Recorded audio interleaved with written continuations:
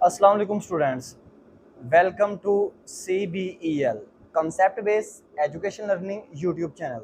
मैं हमाद और जैसा कि आप सब स्टूडेंट्स को ये पता है कि हमारा ये YouTube channel 9th 10th first year ICS FSC ICOM और BCom इन तमाम क्लासेस के लिए ही ओपन है। और आप स्टूडेंट्स को ये भी मालूम होगा अब तक कि हम पेपर प्रिपरेशन ADC पार्ट 1 और ADC पार्ट 2 2022 के लिए करवा रहे हैं। तो काइंडली ज़्यादा से ज़्यादा और जल्दी से जल्दी इस यूट्यूब चैनल को ज्वाइन कर लें ताकि इसमें आपका फ़ायदा हो और ज़्यादा से ज़्यादा नुकसान से बच सकें।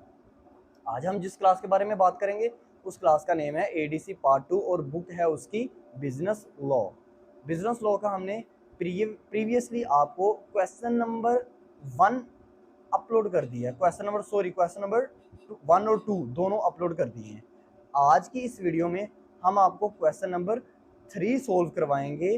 पेपर पॉइंट ऑफ व्यू से बहुत इंपॉर्टेंट ये भी क्वेश्चन है। जितने भी क्वेश्चन हैं जो वैसे भी हमने आपको 16 to 18 क्वेश्चन देने हैं, ये सब पेपर पॉइंट ऑफ व्यू से इंपॉर्टेंट है। और किन किन यूनिवर्सिटी के स्टूडेंट्स के लिए? पंजाब, सरगोदा और गुजरात, तीनों यूनिवर्सिटीज़ के स्टूडेंट्स के लिए बहुत ज़्यादा इंपॉर्टेंट है। बाकी यूट्यूब चैनल्स पे जाएंगे तो आपको सिर्फ इंपॉर्टेंट क्वेश्चन मिलेंगे। हमारे यूट्यूब चैनल को ज्वाइन करेंगे तो आपको इंपॉर्टेंट क्वेश्चन प्लस आपको सोल्यूशन भी मिलेगा। तो चलें शुरू करते हैं आज का tutorial.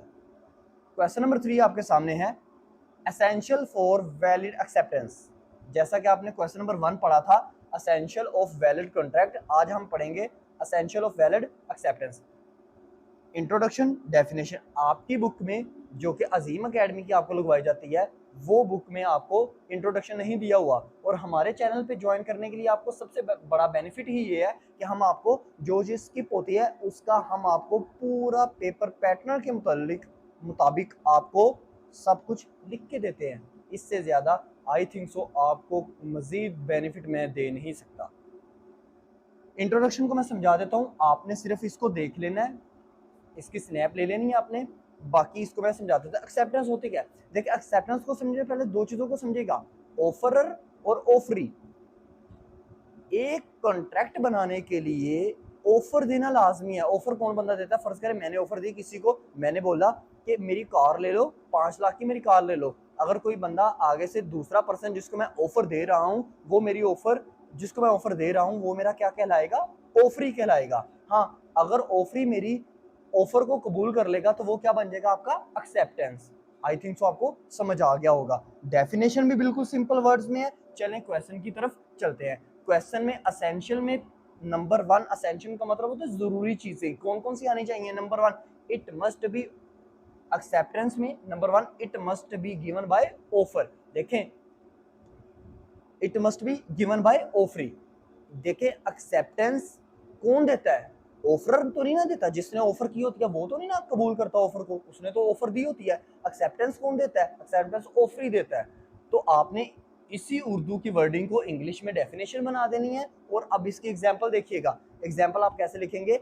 A offer to B to sell a car for ₹5 lakh and B accept it, it is called a valid of acceptance. ठीक है।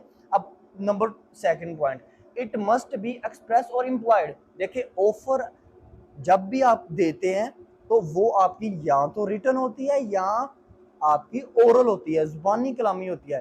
अब उसके मुतल्लिक जो आपको एक्सेप्टेंस आनी चाहिए वो भी यहाँ रिटर्न आनी चाहिए, यहाँ क्या आनी चाहिए? आपको जुबानी आनी चाहिए। उर्दू आपके सामने है हेडिंग की, इसको इंग्लिश में डेफिनेशन के तौर पर कन्वर्ट कीजिएगा। एग्जाम्पल मैं आपको समझा देता हूँ। A give offer to B in return form to buy a car for ₹2 lakh and B accept this offer in return, it is called a valid acceptance. Done. Point number 3 पे चलते हैं। Point number 3 क्या है? It must B, आपका point number 3 क्या है? It must be communicated. इसका मतलब ये है कि ऑफर जो आपकी है उसको जब आप ऑफर को एक्सेप्ट करेंगे उसको बताना लाजमी है, एक्सेप्टेंस को बताना लाजमी है। एक्सेप्टेंस को बताना चाहिए, किसको बताना चाहिए? ऑफरी को बताना चाहिए। जब तक ऑफरी ये नहीं बताएगा कि भाई मुझे तेरी ऑफर बिल्कुल कबूल है, तब तक वो आपकी वैलिड एक्सेप्टेंस नहीं कहलाएगी। तो बात को समझिएगा, डेफिनेशन को आपने ऐसे ही अंदर पॉइंट आउट कर देना है। अब इसकी एग्जाम्पल को लिखते हैं। एग्जाम्पल कैसे लिखेंगे? A give offer to B to purchase a car for rupees 5000 and B should be accept this offer and B should be accept this offer and confirm to the offerer। और उसको offeror को confirm करना है कि हाँ भाई मैंने तेरी ऑफर जो है कबूल कर लिया है। पॉइंट नंबर 4 पे चलते हैं। पॉइंट नंबर 4 आपका क्या है? Acceptance by the performing of conditional proposal. ठीक है, तो आप देखिए इसको कैसे लिखेंगे। इसका मतलब पहले समझिएगा हेडिंग का। हर एक केस में ऑफरी कौन सा पर्सन है? जो एक्सेप्टेंस कबूल करता है, जो एक्सेप्टेंस कबूल करता है उसको हर बार उसको ये जरूरी नहीं है कि वो ऑफरर को बताता फिरे कि भाई मुझे तेरी ऑफर कबूल है। वो कौन सा केस होगा? फॉर एग्जाम्पल इसको ऐसे लिख दीजिएगा उर्दू की इंग्लिश में डेफिनेशन में। For example book keeper sold 10 copies to mister A but it will be purchase by mister B. लेकिन उसने इसको फरोख्त कर दिया, लेकिन it purchase by mister B for 50 copies, और उसने मिस्टर बी को 50 कॉपियां दे दी। अच्छा, उसने कहा था मिस्टर ए को, मिस्टर ए ने एक्सेप्ट किया, ऑफर को एक्सेप्ट किया, वो ऑफरी तक एक्सेप्ट किया, लेकिन एक और ऑफरी आया दरमियान में, उसने कहा भाई मैं ज्यादा चीजें लूंगा, मैं ये 10 कॉपियां ले रहा है मैं 50 लूंगा, तो उसने उसको चीज दे दी। कहने का मतलब है सम टाइम कंडीशंस ऐसी आ जाती हैं जिसमें ऑफरी जो है वो लाजमी नहीं होता तो उसको बताना चाहिए कि भाई मुझे तेरी एक्सेप्टेंस क्लियर है। इस वीडियो को अभी मैं पोज कर देता हूँ, आगे ध्यान से देखिएगा क्योंकि व्हाइट बोर्ड में स्पेस थोड़ी थी। नेक्स्ट जो हेडिंग्स है इस वीडियो को पोज करने। पॉइंट नंबर 4 देखें, acceptance by performing of conditional proposal. देखें आपने इस चीज को जरा तवज्जो से समझना है। इस हेडिंग का मतलब ये है कि हर ऊपर वाली हेडिंग का मतलब था कि ऑफरी को चाहिए कि वो आपकी एक्सेप्टेंस को कबूल करते वक्त ना ऑफरर को बताए कि भाई मुझे तेरी एक्सेप्टेंस कबूल है। लेकिन चंद ऐसे केस होते हैं जिसमें ऑफरर को बताना जरूरी नहीं होता कि भाई मुझे तेरी एक्सेप्टेंस जो है कबूल है कि नहीं है। ठीक है, वो कौन से केसेस होंगे इसको ऐसे आपने लिख देना डेफिनेशन के तौर पर। वो केस कौन कौन से होंगे? वो केस होगा फॉर एग्जाम्पल अब book keeper sold 10 copies to mister A but it will sell to 50 copy to mister B, लेकिन उसने 50 कॉपी मिस्टर बी को सेल आउट कर दी। वजह क्या बनी? वजह ये बनी क्योंकि मिस्टर बी जो था उसको ज्यादा अच्छी ऑफर ज्यादा अच्छी एक्सेप्टेंस कर रहा था उसकी ऑफर की। तो इन चंद केसेस ऐसे होते हैं जिसमें जो ऑफरी है वो एक्सेप्टेंस चाहे दे चाहे ना दे, वो उसकी मर्जी है। 4 वीडियोस हैं क्योंकि व्हाइट बोर्ड छोटा था, पूरा कंप्लीट नहीं हुआ क्वेश्चन। वीडियो के मैं पोस्ट कर देता हूँ, आगे से इसकी स्नैप लीजिएगा और बाद में आपको मैं आगे वाली जो हेडिंग्स है ना वो क्लियर करवाता हूँ।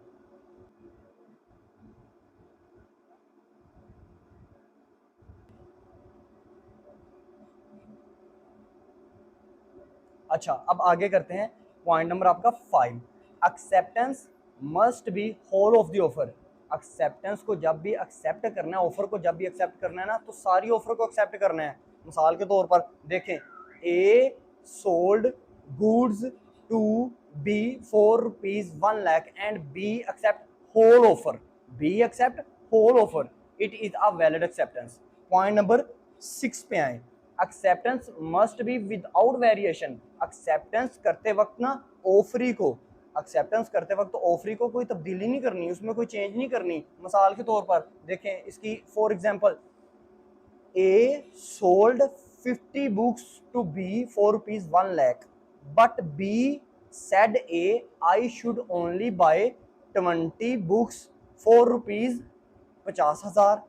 This is not a valid acceptance. Done हो गया, आपकी 7 नंबर पॉइंट आ गया। Acceptance must not be contingent. Acceptance में कोई शर्त नहीं होनी चाहिए कि मैं जी ये एक्सेप्टेंस इस वजह से ऑफर को एक्सेप्ट तब करूंगा जब मेरी ये शर्त पूरे करोगे। मिसाल के तौर पर देखें, A sold a car to B for rupees 1 lakh, B said A, B A को कहता है I should buy this car when my mechanic said me that this car will be alright.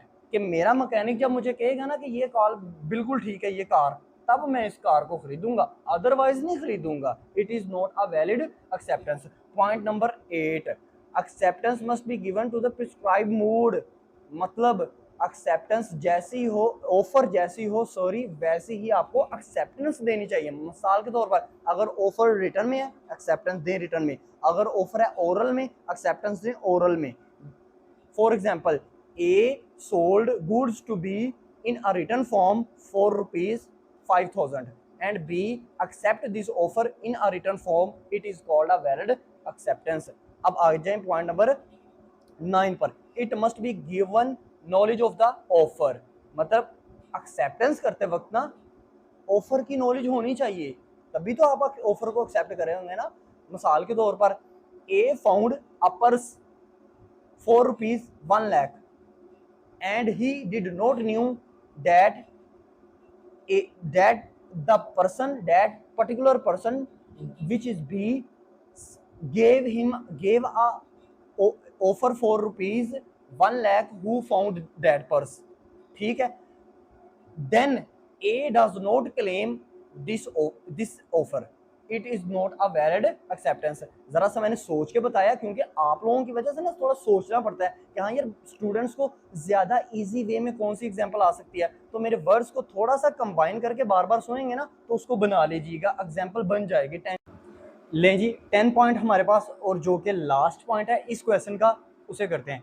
It must be given before revocation of offer, इसका मतलब समझिएगा, मतलब ये है, कहता है ऑफर की एक्सेप्टेंस तब तक लाजमी तौर पे दे देनी है जब तक उसकी मुद्दत है। मिसाल के तौर पर देखिए, अगर एक ऑफर की मुद्दत 2 मंथ है तो 2 मंथ से पहले पहले उसको ऑफर की एक्सेप्टेंस दे देनी है। ये ना होगा आप 2.5 मंथ बाद जाके कहो भाई मुझे तो तेरी ऑफर कबूल है, तो वो एक वैलिड कॉन्ट्रैक्ट, एक वैलिड एक्सेप्टेंस नहीं मानी जाएगी।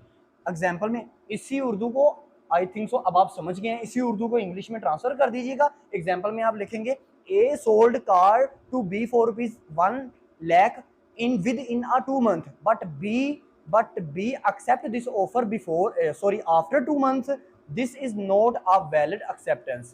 आपका क्वेश्चन यहाँ पे खत्म हो गया। ये क्वेश्चन नंबर 3 था हमारे पास इस वीडियो का, जो पेपर प्रिपरेशन स्कीम है फॉर बिजनेस लॉ 2022। वीडियो को अच्छी तरह देखिएगा, बार बार देखिएगा, चैनल पे ज्यादा से ज्यादा ज्वाइन करें, सब्सक्राइब करें, ज्यादा से ज्यादा अपने फ्रेंड्स को बताएं इस चैनल के रिलेटेड। आने वाली वीडियोस तक के लिए अल्लाह हाफिज।